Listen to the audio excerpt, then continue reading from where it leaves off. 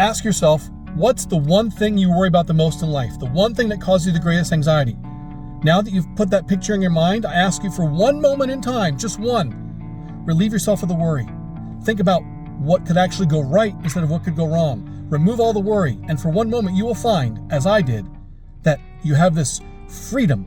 All of a sudden this burden is relieved from your shoulders because you've chosen not to worry. However, if you're like me, a worrywart full of anxiety since at least the 3rd grade, I get more scared and anxious because now I'm like, I don't know what to do. I've relieved myself of the mental worry and anxiety for the moment, and now I don't know what to do with myself because I feel like I'm floundering around like a fish out of water.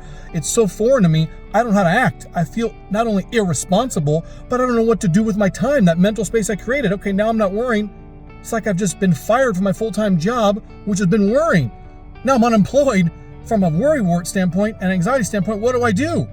You mean I have the responsibility? I have to actually make something right with myself mentally to overcome that situation? That's scary. It's almost like I want to crawl back and go back to the worry because that's what I know how to do really well.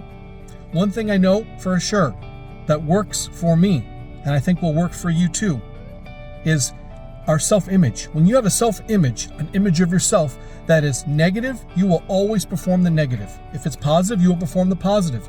The thing is, we can never overcome a negative self-image if we always label ourselves that. So if I tell you that I'm a worrywart and I have anxiety, if I label myself as that in some sense, my own head, I will always be a worrywart and always have anxiety because I will never overcome my self-image. We cannot outperform our own self-image.